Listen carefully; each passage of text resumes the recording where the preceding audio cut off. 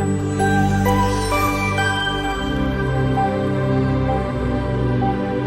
Audio Jungle. নমস্কার বন্ধুরা, এসডিএসএলে আপনাদের সবাইকে স্বাগত। তো আজ আমি আপনাদের সামনে একটি নতুন রেসিপি নিয়ে চলে এসেছি, ঘরোয়া পদ্ধতিতে আলু পোস্তের তরকারি। তো আমরা আলুটাকে ছোট ছোট করে কেটে ধুয়ে রেখেছি এবং মশলার মধ্যে দেখুন নিয়ে নিয়েছি 5 ফোড়ন, লাল মির্চ গুঁড়ো, কাঁচা লঙ্কা এবং পোস্ত। তো আমরা এবার পোস্ত এবং কাঁচা লঙ্কাটাকে ভালো করে পেস্ট করে নেব, তারপরে রান্নাটা শুরু করব। তো চলুন দেখা যাক কীভাবে আমরা রান্নাটা করছি। আপনারা আমাদের সঙ্গে থাকুন এবং দেখতে থাকুন পুরো ব্লগটি। দেখতেই পাচ্ছেন আমাদের পোস্ত এবং লঙ্কাটা বাটা হয়ে গিয়েছে, আমরা ভালো করে এটাকে বেটে নিয়েছি। এবার আমরা রান্না শুরু করব। তো আসুন রান্নাটা শুরু করা যাক।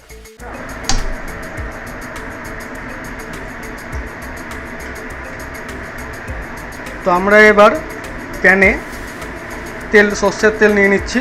সর্ষের তেলটাকে আমরা কিছুক্ষণ গরম হতে দেব, তারপরে আমরা একে একে মশলাগুলোকে অ্যাড করব। তো দেখতেই পাচ্ছেন তেলটা গরম হয়ে গিয়েছে। এবার আমরা লঙ্কা এবং ফোড়ন আমরা দিয়ে দেবো এই তেলে। একটা লঙ্কা দিয়েছি এবং দেখুন 5 ফোড়ন আমরা দিয়ে দিলাম।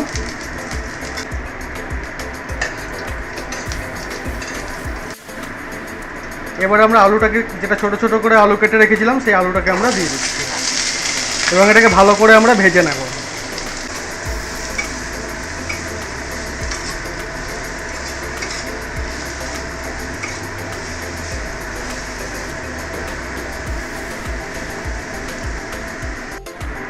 তো আলুটা এবার আমরা লাল লাল করে একদম ভেজে নিয়েছি, খুব সুন্দর দেখুন কালার এসেছে। এরকম করে আপনারাও ভেজে নেবেন আলুটাকে।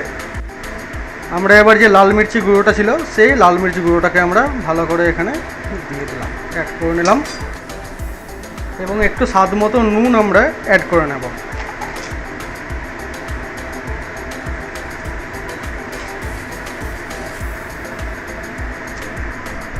ভালো করে নাড়িয়ে নেব।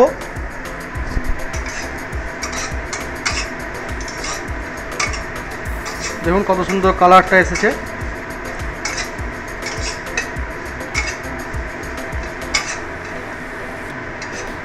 পোস্ত আর লঙ্কা যেটা আমরা বেটে রেখেছিলাম, সেইটা আমরা এবার অ্যাড করে নেব।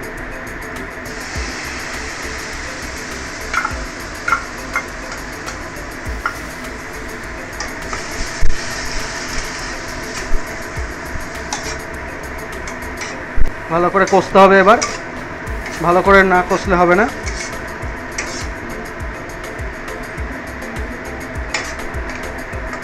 এবার আমরা এই যে মিশ্রণটাকে ভালো করে কষবো যতক্ষণ না পোস্তটার গন্ধ বেরিয়ে যাচ্ছে।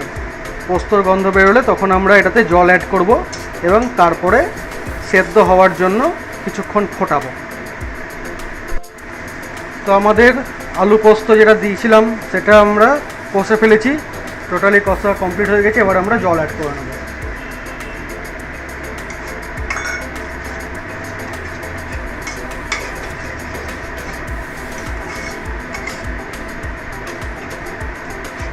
এবং যদি নুন লাগে তাহলে সামান্য আপনারা নুন দিতে পারেন স্বাদ মতো, আর যদি না লাগে তাহলে তো কোনো কথাই নেই।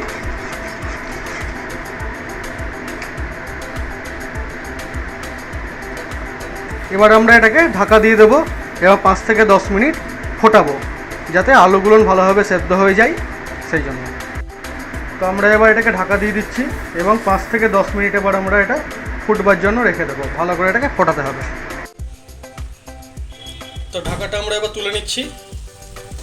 দেখুন আলু পোস্ত একদম রেডি হয়ে গিয়েছে, সুন্দর আলু পোস্ত রেডি হয়ে গেছে, খুব সুন্দর কালারও এসছে। তো আমরা এবার এটাকে ঢেলে নেব বাটিতে বা থালাতে, তারপরে পরিবেশন করব। তো দেখতেই পাচ্ছেন আমাদের আলু পোস্ত তরকারি একদম রেডি। তো এবার পরিবেশন করা যেতে পারে, আশা করি খুব সুন্দর হবে।